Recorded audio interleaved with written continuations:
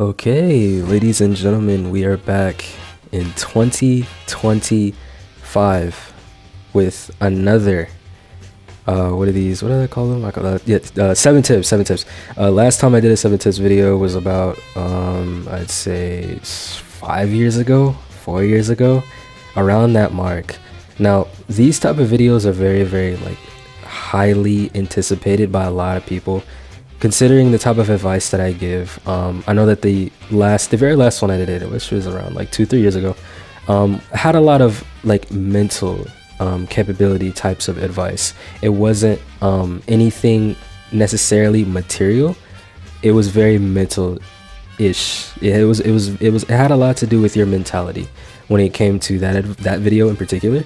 And a lot of people didn't really like that, even though the video did really well, and there were a lot of people that like came at me and were basically telling me like, hey, like, you know, this is good life advice, but I came to this video for Xenoverse. But yeah, I can understand exactly where a lot of people were coming from. But I want to kind of point this video in a way that is more both mental and material, physical type of advice, meaning more hardwired into the game. So little like tips and nags here and there to where, you know, maybe in the game, you know, it's a lot more wired that way instead of it just being all mental, which mental does have a lot to do with getting better at anything, which is why a lot of people did kind of say in that second video that I made about how to get better at Xenoverse 2 was very had a lot of life advice in it. It can be very mentally advancing in that aspect as well. And so I just want a lot of people to really remember that, like, a lot of this has to do with your mental. A lot of this has to also do with, yes, the game as well. There are a lot of things in the game that you could do that you may not get well or do right, and you may not understand completely. Your mental has a lot to do with that. So in that video, you know, it could help out as well. But this video is gonna be based and hardwired more towards, you know, mental and physical advice. So without further ado, let's get right into it.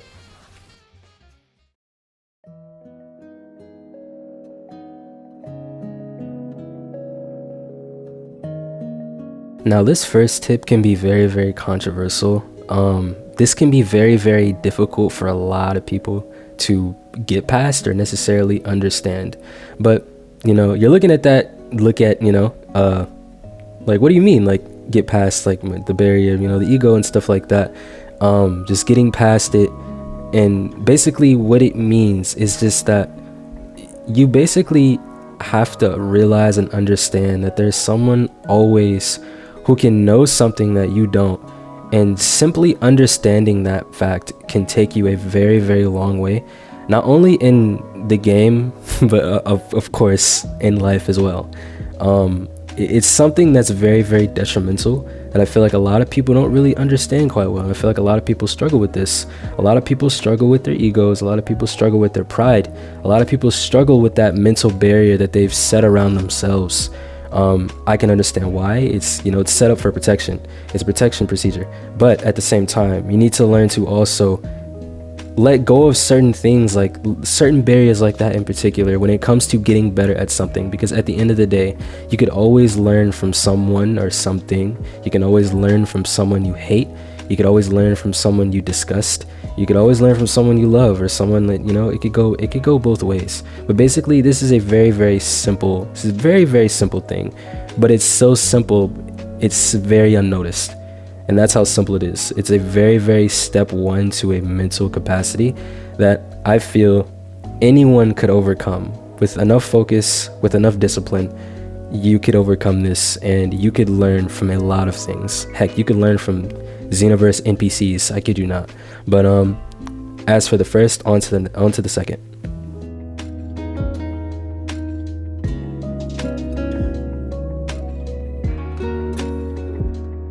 Now, this next tip is more on the physical side.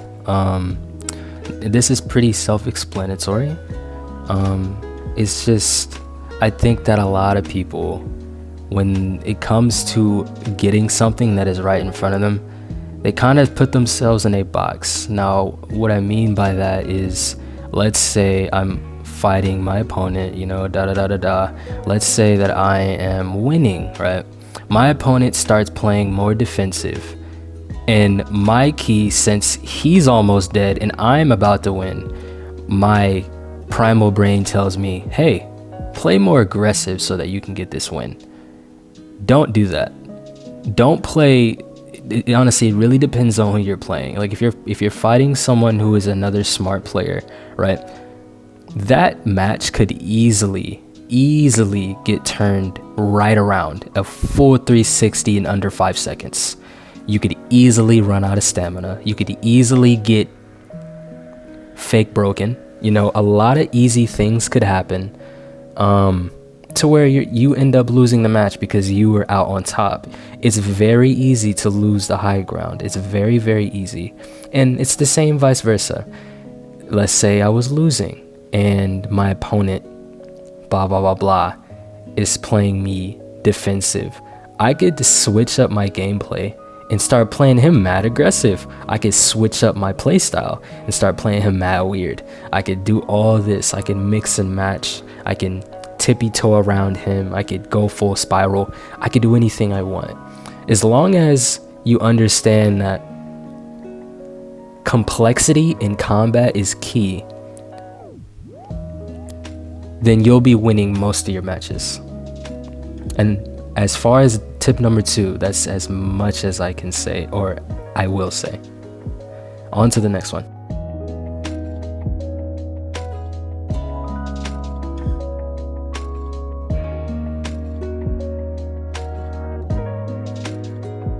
Begin to start programming your opponents. Basically an old-fashioned way of conditioning. I know a lot of other people from majority of very high-ranking fighting game communities know exactly what I'm talking about. This is a very, very old-fashioned thing. This is something that's as old as the eye can see, and it's basically essentially, for those that don't really know that too well about what I'm saying, it's essentially just you doing something for a while in a match and then autonomously switching it to something completely different. Basically, you are programming your opponent to expect something. You've put it in their brain so much that their brain has no choice but to see it coming every time, or at least see it majority of the time, so that when you bring something new to the table, it throws the match completely off. Which is why this kind of ties into the very last tip. When it comes to complexity, when you have so much artillery, it really puts a plave or a high ranking tier on someone who knows information or someone who is very knowledgeable. The more knowledgeable person has the most power, which ironically, knowledge is power, which it is. It's very, very hectic that you guys learn as much as you can when it comes to anything. It's very, very imperative that you really make your mind a sponge to absorb as much as you can, absorb as much knowledge. When it comes to what you can do in the game versus what you can't do in the game, it's very, very essential. It really puts you in a whole new perspective. It puts you in a whole new light. It forces you to see things for what they are or what they can be. I'm telling you guys, it adds so much potential to your gameplay. It really will. Just understanding that you can program your opponent and condition them to believe something is true, but it's really false.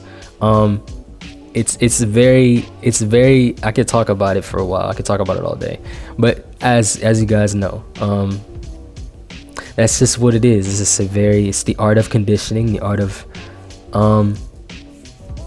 it's just the art of conditioning.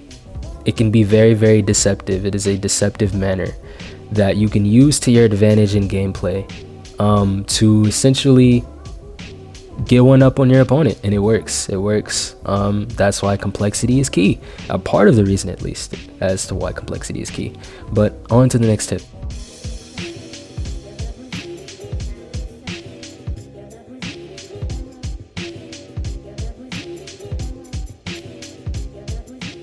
Now this next tip, this fourth one, can be very, very, very simple for you to do. It just takes a lot of practice. It takes a lot of practice. It takes a lot of understanding that you have a stamina bar and you only have so much stamina. You don't have infinite stamina. I know a lot of people, this kind of flies over people's heads from what I'm seeing. All these years I've played this game, anytime I fight anybody, whether experienced player or not, they tend to vanish a lot because, you know, it's just a chemical in your brain that sort of like releases to get you to keep fighting. And it's a very beautiful thing, but at the same time, you got to be logical about the match. And being logical is really only understanding that you have only so much stamina, and there should only be certain moments in the match where you should be vanishing and when you shouldn't be vanishing. It's very, very imperative that you realize that and understand that, because it's something that is underlooked by a lot of people. And what it really takes is you understanding the character, understanding what character you're playing, and understanding the character that you're going against. Really, I kind of just repeated myself 3 times, but whatever. Basically what it is just that you use certain combos, your opponent uses certain combos. If you could nink and sort of chip out what it is, the combo that the opponent is using, and learning to vanish at certain moments. I'll take male earthlings for example. Male earthlings have a combo, you know, they have that strong combo, that triangle square triangle combo, right, that everyone mashes out. You can vanish during that combo and get out of that final hit, and your opponent can be stuck for slightly milliseconds, like just a little bit of time, a little bit of space time there, to where you could sneak in a little hit and they're practically stuck. That's essentially what I mean. And most characters, believe it or not, actually have those types of ninks in their combos. And a lot of people don't really utilize that. I think that a lot of you guys should utilize and sort of figure out what your combos are on your characters, and understand that the character that you're having could most likely have those combos, and your opponent could use it against you the same way that you can use it against them. So I think that's very underlooked, and I think that a lot of people should really get in and really experiment with that and try to understand it a bit more. But on to the next one. Empty your mind. Be formless, shapeless, like water. This 5th tip is also pretty simple. I think that it's something that a lot of people already know how to do per se. I just think not a lot of people really execute it well.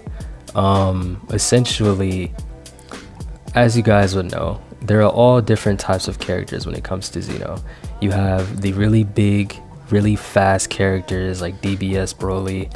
You have the really small, very agile characters like, say for example, Frost or like Frieza or something like that, or even like the Frieza races. They're a perfect example of being very fast but very, very agile. There are a lot of characters that are very balanced. There are characters that are necessarily in between. There are characters that are very, very, you could play very well aggressively and very, very well defensively. And it's as simple as just understanding that characters like male Saiyans, Saiyans in general, I would say, are very, very aggressive characters. You're 9 times out of 10 gonna do the best while playing aggressive. It's just the way that they've made the characters, the way that they're built. It's just it's meant to fit an aggressive sort of in your face kind of style. Not per se just mash a bunch of buttons, just understanding that when you're playing quickly, that's when you're gonna be in your best bet when it comes to Saiyans in general. So that would be female Saiyans, male Saiyans, Bardock, Goku, Vegeta, even Trunks. I know no one uses that character, but Trunks is very, very well, even though he's like kind of in between. He's more of a balanced type character. Just understanding that you can play those characters aggressively. Saiyans are just very aggressive characters, which makes perfect sense, and it's actually very nice how they built the characters to fit that sort of manner. Earthlings, very defensive. Male Earthlings, female Earthlings, they're very, very defensive characters. Heck, Krillin, Tien, Yamcha, they're very Yamcha is kind of in between. He's kind of balanced. You can play him both aggressive and defensive, but for the most part, most Earthlings in the game are meant to be played defensively. You can tell by the way that they're designed, the way that they're built, just very defensive characters. And it's very self-explanatory. It's very easy to understand. Just understanding what type of character you're playing can really take you far in a match. Super Saiyan God, Super Saiyan Blue Gogeta, for example, or just Blue Gogeta.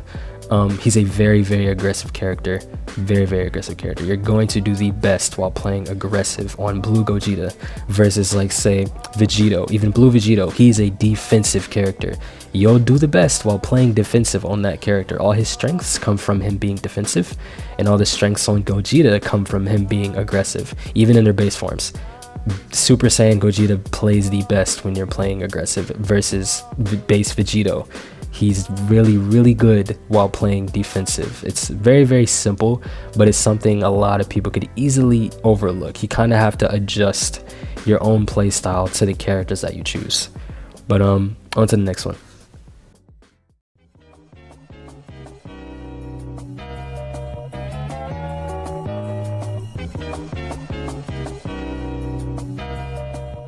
Train yourself to transform during matches more. I think that's a lot more easier said than done. I know that we have a lot of transformations like Beast, Super Saiyan God, Super Saiyan Blue Evo. We have all these transformations, right? And I'm not talking about just like the powerful ones. I don't want you guys thinking, just to correlate to or migrate to the very strong transformations like Evo and Blue, and just even the simple transformations. You can still use those transformations if you want. It's all up to you. But at the end of the day, I'm talking about just transforming in general. Heck, even Potential Unleashed, the really basic transformation that we have in the game is very underlooked. Even just transforming, just Super Saiyan 2 or Super Saiyan 3, it has a very everlasting powerful effect during the matches. It can really turn the matches around. For those of you that don't know, on Saiyans, the more damage you're taking, the more brink of death your Saiyan character is during the match, the faster and stronger they become. Meaning you do more damage. I'm pretty sure your stamina actually comes back quicker. And even though maybe by a little bit, I may be wrong about that. I may be wrong. Don't quote me on that. I may be wrong. You become a lot faster and you're a lot stronger. Your character's a lot stronger and a lot faster. As a Saiyan, when you're lower HP, and transforming, even if it's future Super Saiyan, can really turn the tides of the matches so quickly. And the only way that you guys can really realize what I'm saying is if you use the Saiyan yourself and you really let what happened, what I'm saying, like you really saw it yourself. You really have to see it yourself. And it's really amazing how that can happen. I think it's very underlooked by a lot of people. I really don't think a lot of people pay attention to that. A lot of people don't really transform, and if they do transform, they don't know when to transform or how to execute their transformation well to where they're not broken right after. Obviously, of course, this would have to really tie into Evo and like Blue and stuff like that, because they're the longer startup animations. But just simple transformations, like just use regular Super Saiyan. It really does times your power, it times your speed up. It really gives you more reach. It gives you more of an edge in battle. And I think a lot of people, even vice versa, if you see your opponent transform with them, transform and get that extra boost in power so that you can keep up. Like, it really puts the ties at a balance. It really balances out the fight, and it can really take you a long way. As that being said, next to the next tip.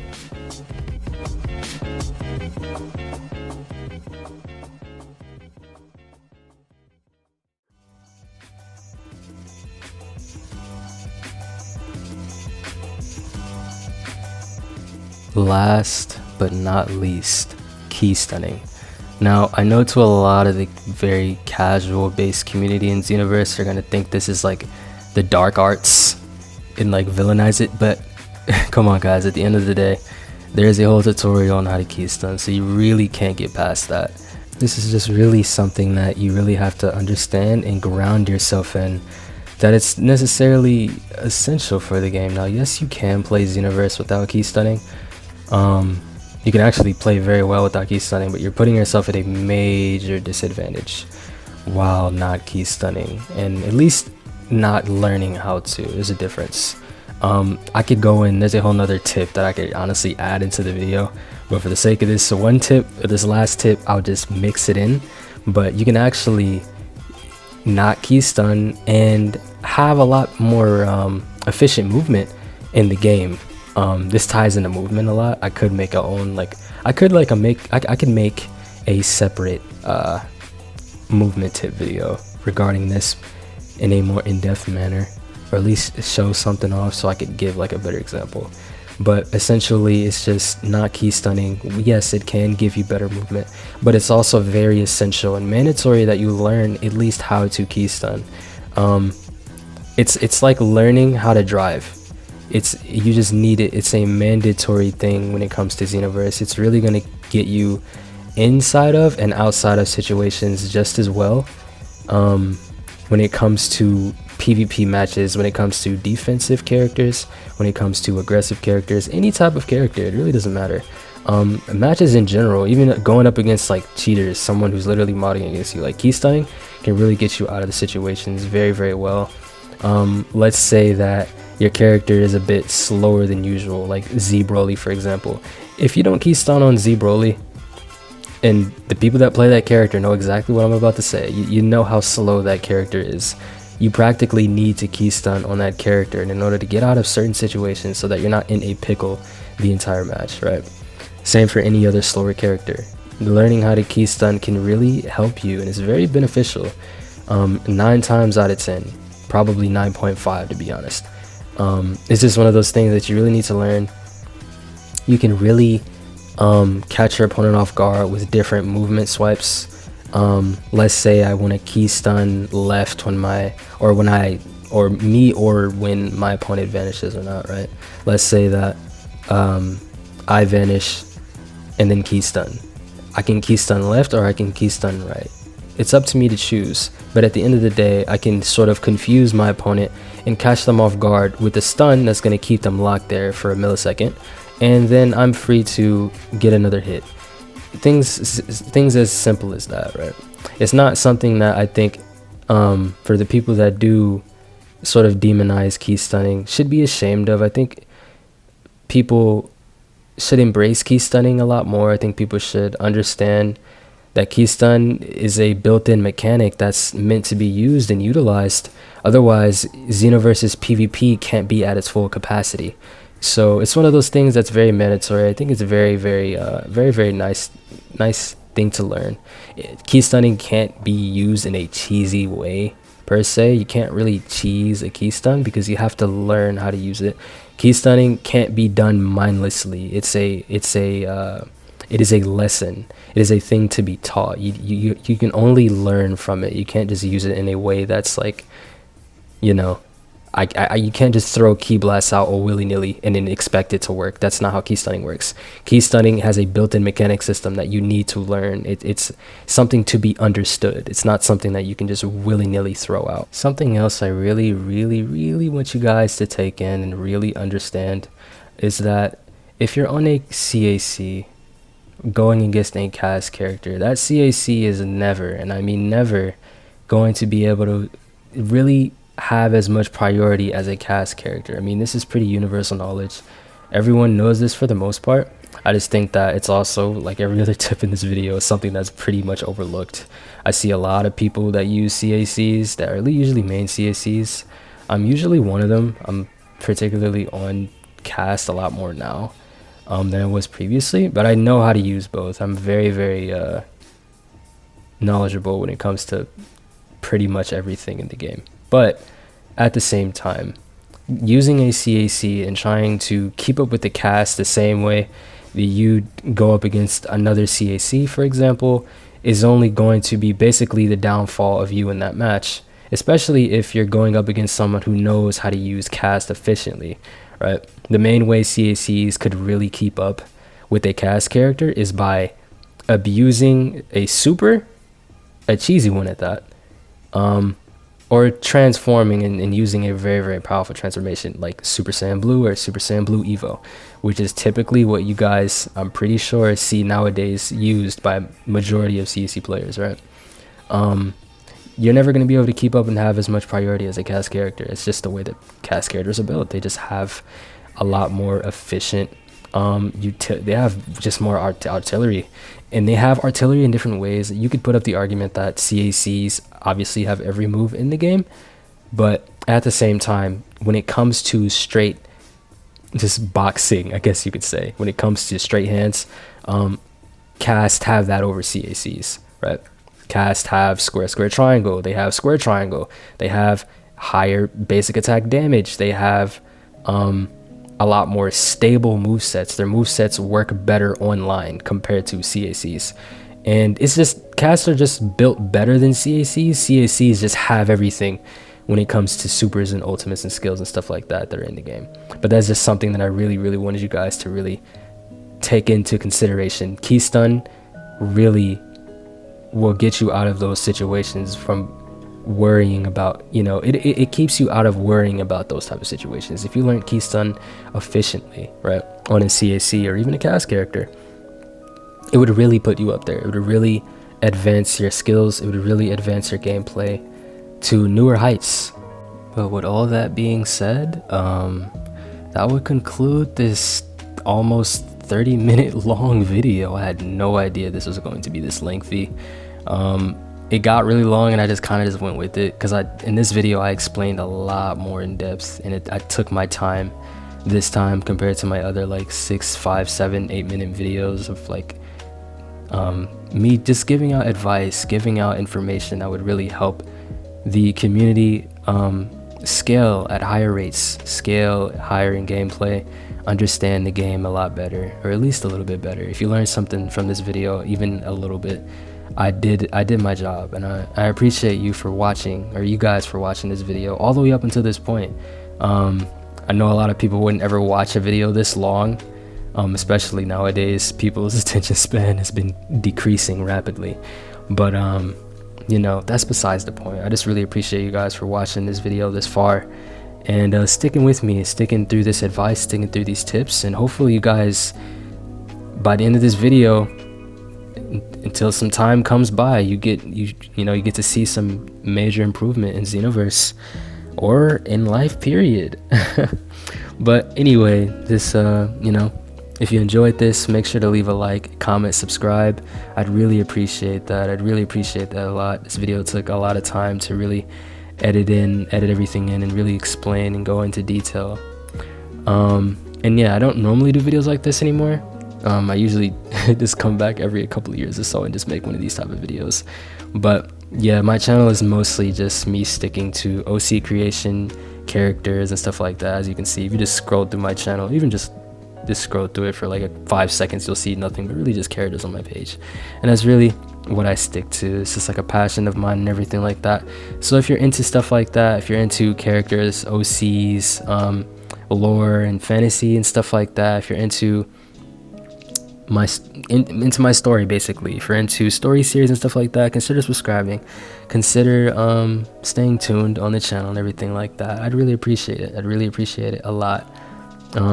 Right now I'm just working on my passion. I'm working on my story series called Righteous, and I did a trailer for Righteous 2 years back. It's crazy that it's been 2 years, and I'm working on a remaster for it. Working on a whole lot of designs, all that stuff. A whole lot of love and passion went into going into this still to this day, and I've been working on it this whole time. So if you guys are interested into story stuff, characters, OCs and stuff like that, make sure to stay tuned, like and subscribe, and stay blessed, y'all. Peace out.